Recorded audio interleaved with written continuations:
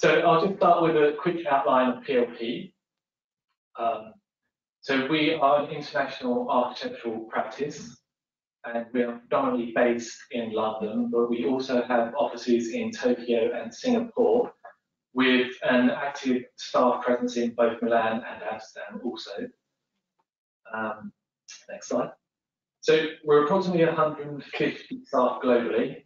We've got myself, Paul, who's head of graphics, and Gavin with me, who's head of design technology. And we both led the implementation for the new intranet, along with other specialist departments that help define the map for the site. So our previous intranet was very limited on information for staff, and it had little to nothing on projects, our sharing of any practice knowledge really. There was no real single place to source information for staff. We already had several databases, but none of them were connected or pushing information out to the wider office. So we had OpenAsset, which we use for our image library. We've got Rapport, which is our staff database.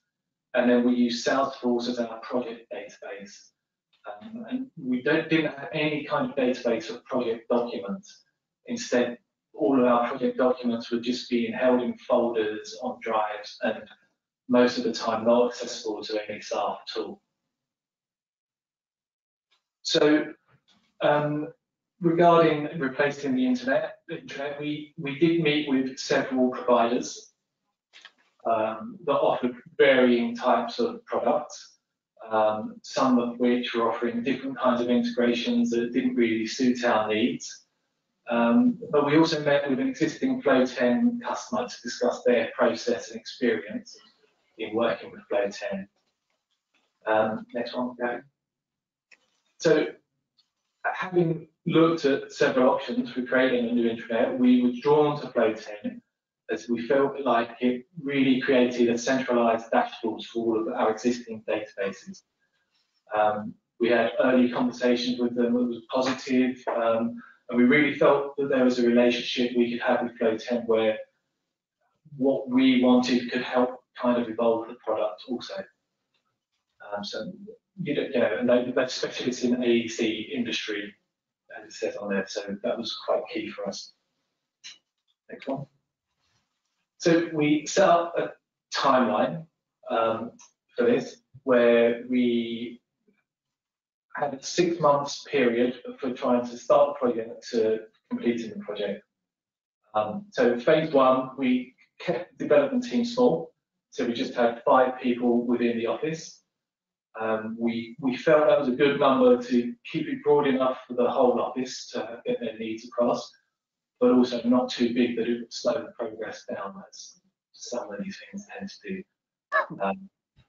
We worked closely with Flow 10 to create the integrations with the existing databases and curating which fields of information that's going to be pushed over to the intranet. And Flow 10 were great in working with integrating Salesforce, which, if I'm right in thinking back, that was the first time we'd done a Salesforce integration, which was really good that we managed to get that across. So then, once we had the visual templates in place and built the structure of the site, we started to collate and organise in, the initial content, and that was in phase 3. And we started to bring in other heads of departments to be able to do that with us, so that the team at this stage started to grow a little bit bigger. Phase 4, when we had most of the content in place and everything structured as we set up in our vision, we felt like we was in a position to set a launch date. With that, it kind of put pressure on us to understand what outstanding items there were and to just iron out any user issues that we might have had with certain parts of the tech. Which then brings us to the launch date, and going forward into phase 5, which is pretty much where we probably consider ourselves to be now as well, in that it's live, it's launched, and we now have an admin group of 10 people who regularly update certain areas of the site, so that we can keep it up to date and fresh as much as possible. So then it came to deciding on a name. Now, we were quite keen to make it feel a lot more broader than just an intranet. So we came up with the idea of naming it PLP Live. We used it to make it feel like an up-to-date source of all the studio's activities. We wanted it to be, it was important that all staff felt included in what was happening now and an open source for all the knowledge. And then with that, we felt it should hold, true to our branding of our current site and all of our documentation that we use. So we worked with Flow 10 to customize the graphics, fonts, titles, page templates.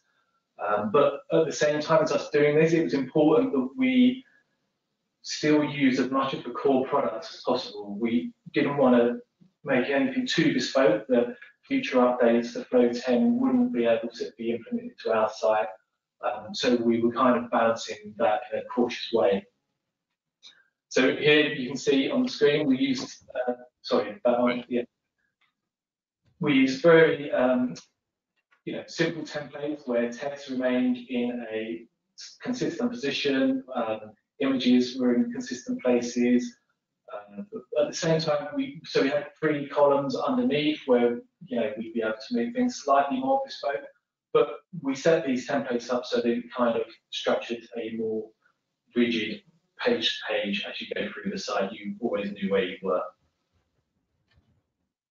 And then the next one.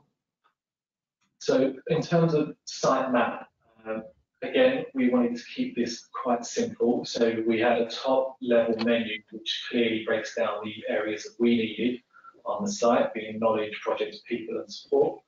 And then under that, you can see the second level where it can expand and continue to grow with the intranet. And this was a lot more based around knowledge and departments. And then again, within those, there are further sub-menus. But I'll pass over to Gavin and he can show you some of the pages in use. Yeah, hi everyone. So I'll just talk through some of the pages in more detail and how our templates have been applied. So the 4 headings at the top, we tried to keep the navigation of the site simple, and we went through quite a few iterations of this, but what we landed on finally was our knowledge section. We have a knowledge homepage, which is effectively our homepage, which brings together aspects of all different pages from the site. Projects, which self-explanatory, people, it's our staff side, and then our support side as well. So I'll delve into each of these. First is the knowledge homepage. So we've tried to keep everything very graphical and much more in line with what you'd expect from any kind of industry website, with news feeds.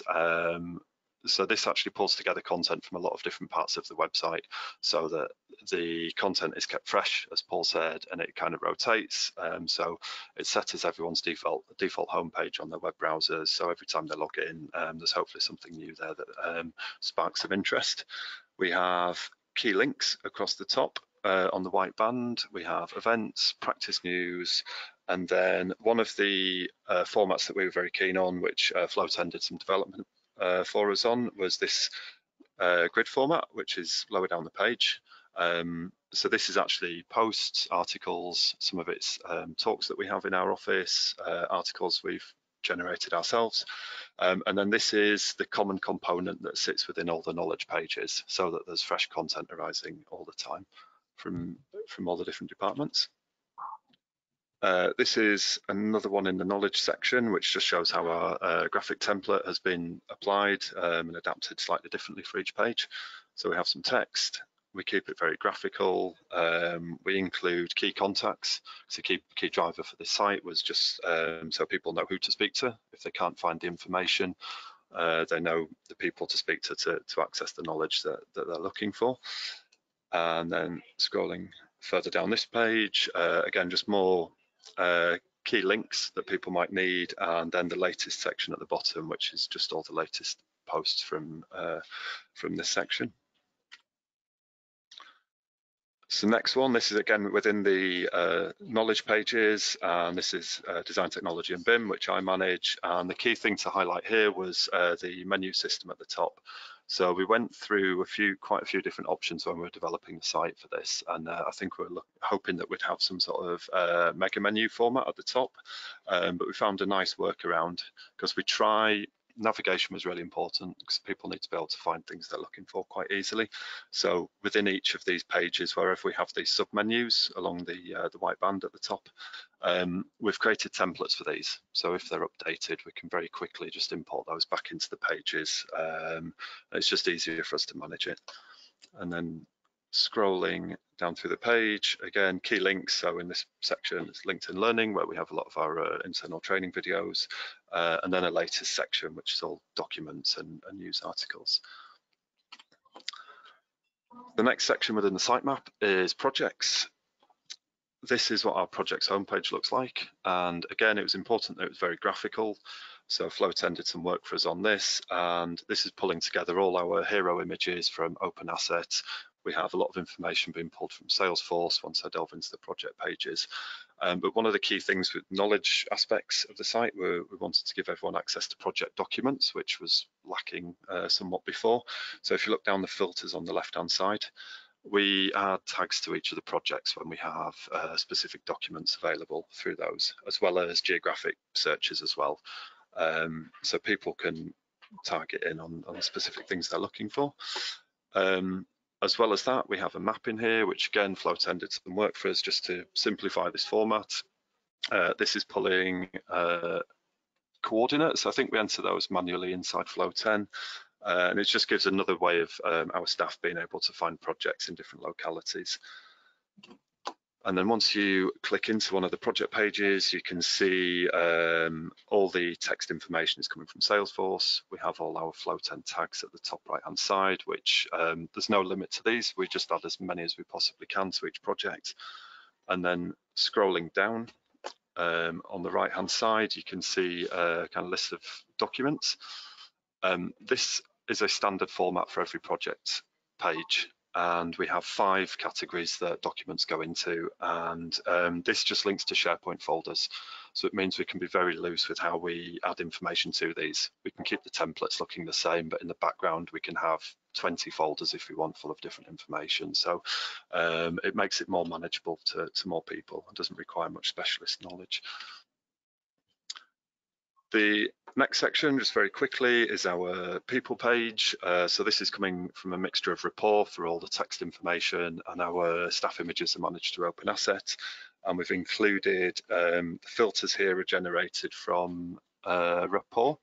So in our staff database, so it was very important that people know who to go to for technical mentors, as one example on the left, and then also their seniority and kind of rank within the company and which departments.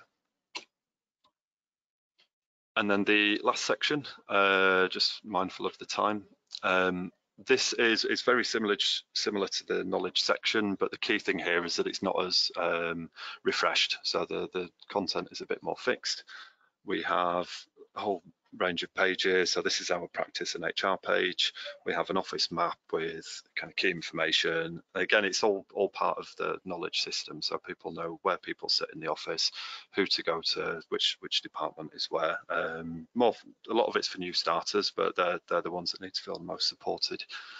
And lastly, again, within that section, just showing another application of our graphics template on our graphics page, with a picture of Paul on there. So the last slide, which I'll just talk through quickly, is the admin roles. So again, we went through quite a few iterations with this and worked closely with Flow10 to develop some kind of roles and responsibilities in the system that we thought worked for us. The first one is post and events. So this lets our admin team within the office add news articles and manage events that we have going on in and out of the office. The project staff is a much broader group because this lets it's all senior staff within the office, and it lets them assign staff members to each project. So if they're on the system and they're looking through it, they can just help ensure that the information on there is up to date. And then, as Paul said previously, our kind of core admin team at this point is 10 people. So it ensures there are multiple contributors and just helping keep things fresh and up to date.